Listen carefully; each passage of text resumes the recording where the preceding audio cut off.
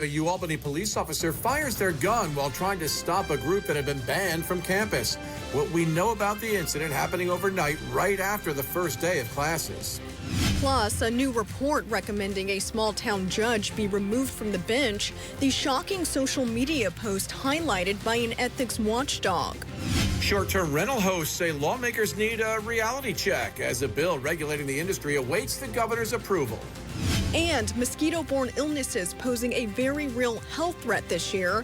The deadly viruses reported across the United States and in our own backyard.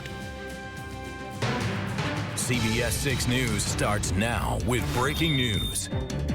And this breaking news just in the past hour, a new criminal indictment filed against former President Donald Trump, accusing him of trying to overturn the 2020 election, which he lost. Justice Department Special Counsel Jack Smith filed the new indictment after the Supreme Court's ruling earlier this year on broad immunity for presidential acts. The new indictment removes a section dealing with Trump's interactions with his Justice Department because the High Court said he had immunity from prosecution in that instance. The indictment includes the four original charges: conspiracy to defraud the U.S., conspiracy to obstruct an official proceeding, obstruction of an official proceeding, and conspiracy against the rights of voters. Back home tonight, 4 people arrested after an officer opened fire during a police chase on UAlbany's campus. Yeah, we're told around 1 o'clock this morning it happened. The officer tried to stop a car because the people inside were banned from campus earlier in the night. The car drove off. The officer was hit by the car and fired their gun. That officer is said to be okay tonight. No one else was hurt. No one hit by bullets. The 4 men were caught near Albany Medical Center a short time later. And CBS 6's Sean Cavanaugh joining us now live tonight. And Sean, this is the first week of classes, so students were on campus when this happened. All right, thank you for that, Sean. New tonight, another upstate judge facing possible removal from the bench. This time in Herkimer County, the New York State Commission on Judicial Conduct says Salisbury Town Court Justice Thomas Rathbun should be removed for multiple acts of misconduct, including failure to complete mandatory judicial education credits and failure to file monthly reports with the state controller that led to his salary being withheld. The commission's report also outlines some shocking social media activity, sharing several screenshots of Facebook posts from Rathbun's personal account, including memes celebrating the Confederacy and a racially motivated, disproven conspiracy theory about former President Barack Obama, along with other political and racial content. The commission also says Judge Rathbun keeps a statue featuring the Confederate flag in his office, easily seen from the courtroom when his door is open. The judge has reportedly failed to cooperate with the investigation into his misconduct. The judge does not have a background as an attorney. He's served on the town court since 2002. His term is set to expire at the end of 2025. Now, this latest report from the commission comes as a state Supreme Court judge appeals a recommendation to be removed from the bench. Judge Aaron Gall caught on police body camera video saying a group of black teenagers should be shot. Our reporting on that case available at CBS6Albany.com. Albany Center for Law and Justice has new leadership following the death of Executive Director Dr. Alice Green last week. The current Director of Operations, Tayshawn Murdoch, will take over leadership duties. We heard from him several times in the wake of Dr. Green's death. We are deeply saddened by the loss of Dr. Green. We are also very deeply committed to ensuring that, and I had vision written, but her legacy is what we should use.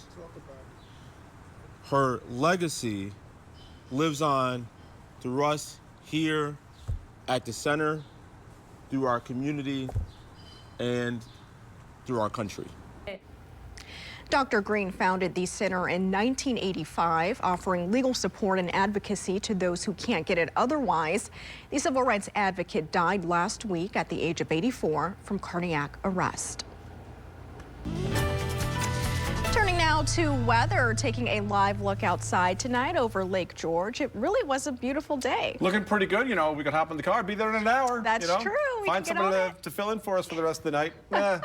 Steve, you up for it? Would you fill in? I'm definitely in. Yeah, get the car started. Oh, you're going with us? Okay. Let's go. Absolutely. What do you Thank you, Steve. A bill regulating short-term rentals in the Empire State stirring controversy among hosts. CBS 6's Olivia Jaquith reports from Albany with the concerns on both sides of the argument. Still to come, deadly mosquito-borne illnesses making headlines, what you need to know to stay safe.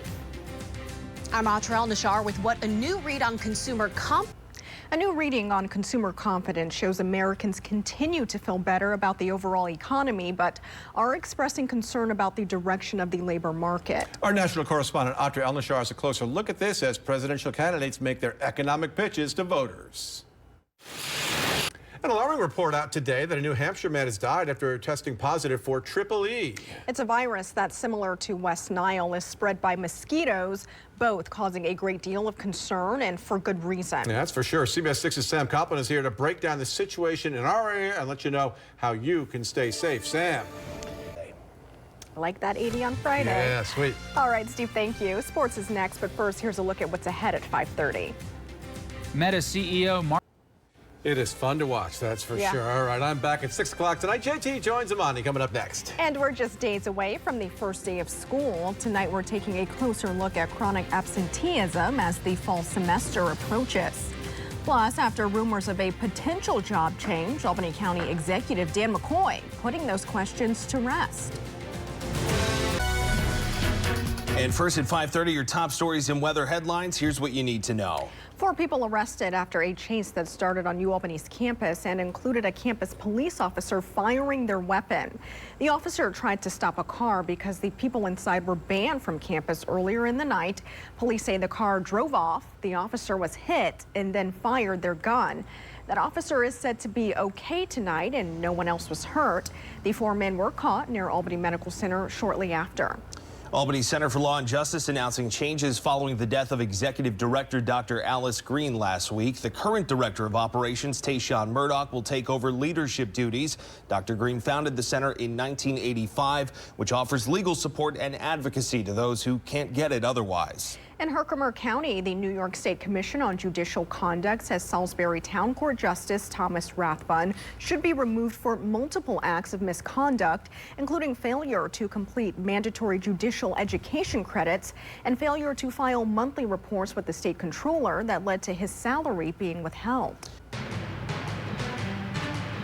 Special counsel Jack Smith filing a new indictment in the election interference case against former President Donald Trump in Washington, D.C.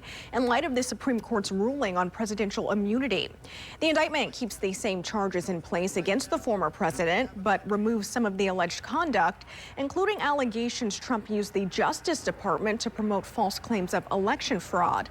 The Supreme Court's immunity ruling prevented prosecution over former President Trump's interactions with the Justice Department.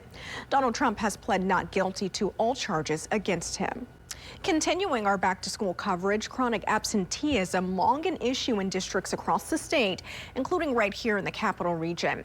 Now, with classes starting back up in a week, CBS 6's Emma Quinn dives into state data on the issue and what districts and educators are doing to fight it. A Schenectady woman pleading guilty to several charges, including forgery, identity theft, and grand larceny. Averill Hall Lewis is accused of stealing multiple checks from mailboxes in Albany County between August and October of last year. Prosecutors say Hall Lewis and other suspects were able to successfully steal $7,500 using various identities from several local banks, including Trustco and Next Step Federal Credit Union. She's facing 7 to 21 years behind bars. Other suspects, including Robert Odom and Elizabeth Dolder, are facing 6 to 12 years behind bars. Still to come, Meta CEO Mark Zuckerberg telling Congress the Biden administration encouraged content moderation and censorship for certain kinds of posts. Why he's now vowing not to give in to that pressure after cracking down on public health content during the pandemic. Plus, the Zuckerberg letter raising questions over certain kinds of online information. We examine what it could mean for public health. And a potential job market shift, why more Americans are intending to look for a new career over the next year. Meta CEO Mark Zuckerberg says his company was pressured multiple times by the Biden administration to censor or moderate certain online content pertaining to the COVID-19 pandemic. And we have team coverage tonight. We're going to begin with national correspondent Matt Galka, who tells us Zuckerberg says he won't allow it to happen again. In a letter to the House, The decision by some social media companies to censor or moderate certain information after talking with top White House officials is raising new questions. National correspondent Christine Frizzell continues our team coverage with that part of the story. For Tuesday. All right, Steve, thanks. Coming up at 6 tonight on CBS 6, shots fired on the UAlbany campus. What we know about an encounter involving a campus police officer who fired their weapon. Well, despite a weakening job market, almost half of workers plan to look for a new opportunity. Janae Bowens with the National Desk has a closer look as workers appear to be searching for higher pay among rising costs and inflation. Many Americans want more money. If you're going to have a bad day, a new survey finds you'll know it by 8:36 a.m. While we hope that's not the case for you, there are some signs your day could be off to a rough start. The survey was conducted by Talker Research on behalf of Avocado Green Mattress. It found the average American has 4 bad days per month. The top 3 early signs of a bad day: waking up sick, sleeping poorly throughout the night, or waking up with a headache. Other causes include forgetting your phone at home, running out of toilet paper, or oversleeping. The study also says bad days are most likely to happen at the start of the week. I'm not even up at 8:36 some days, though. What does It's that kind of mean? early, I know. I'll have to talk to them about that. Still to come tonight as we inch closer to the new school year, a group of teachers are getting ahead. Greg Floyd is next. In tonight's Excellence in Education report, we're learning how these teachers are getting a lesson in new kinds of tech and educational methods.